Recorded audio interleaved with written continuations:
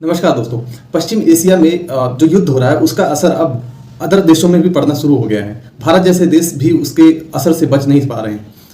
इसका मेन कारण है कि दुनिया में जो क्रूड ऑयल सप्लाई का अहम रूट है, जो हार्मुज जो स्ट्रेट हार्मुज है, उसको उसमें जो जहाज और जो कार्गो शिप हैं उनको जो ईरान है या जो इजराइल है उनके द्वारा जो है निशाना बनाया जा रहा है।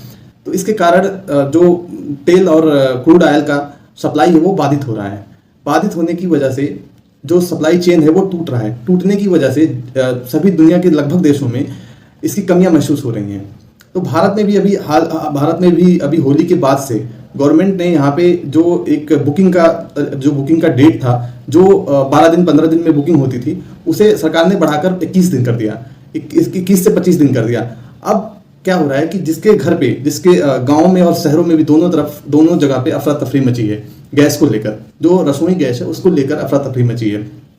भारत के कई शहरों में, जो जैसे मुंबई और दिल्ली जैसे शहरों में, जो रेस्टोरेंट हैं, जो और भी जहाँ पे जैसे होटल्स हैं, रेस्टोरेंट्स हैं, तो इनको बंद करने की चीज़ें आ रही हैं कि बंद हो जाएंगी, क्योंकि गैस की जो मांग है वो पूरी नहीं हो पा रही है। तो इसकी वजह से गवर्नमेंट ने एक एसेंशियल कमोडिटी एक्ट के तहत कानून को जो है अप्लाई किया है कि जिससे जो जरूरी चीज़ें जैसे गैस होती है, पेट्रोल होता है, डीजल होता है, दवाएं हो गई, खाद्य पदार्थ हो गए, इसके अंदर में इन्हें लाया जाता है, जिससे इनकी आपूर्ति जो आम जन है इनके लिए मेन चीज़ होती है, जरूरी होती है। तो इसको सप्लाई इसमें बाधित ना हो। तो इसमें क्या होता है कि जो जमाखोरी और कालाबाजारी होता है उसको सरकार रोकने के लिए इस कानून का लागू करती है। तो जैसे बहुत सारे अभी जो कीमत है गैस की, वो कहीं किसी जैसे ब्लैक में बिक रहा है, तो कहीं 3,000 कहीं 4,000 में बिक रहा है। तो उसकी जो कीमत है उसको सुनिश्चित करती है गवर्नमेंट इस कानून के तहत।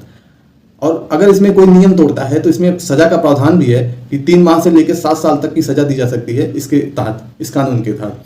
तो अभी जैसे ही गवर्नमेंट को लग रहा है कि सप्लाई चेन में प्रॉब्लम आ रही है और हम जो फुलफिल नहीं कर पा रहे हैं जो मांग है, तो सरकार के ऊपर दबाव बन रहा है और विपक्षी पार्टियां भी सरकार के ऊपर इस पर दबाव बना रही हैं।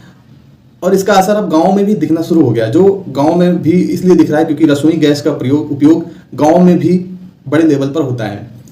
तो शहरों में प्रॉब्लम ये है कि सरकार ने रोक लगाया, जिससे जो एसेंशियल जो जगहें हैं, जैसे मान लो कि मेडिकल हो गया, मेडिकल क्षेत्र हो गया, अस्पताल हो गया, शिक्षण संस्थान हो गया, ऐसे जरूरी सेक्टरों में एलपीजी सप्लाई को प्राथमिकता दे रही है गवर्नमेंट। तो ये भी सही है, क्योंकि जो जरूरी चीज़ें हैं जहाँ पे किसी जान माल का खतरा हो सकता है उसको सेफ रखना बहुत ज़रूरी है।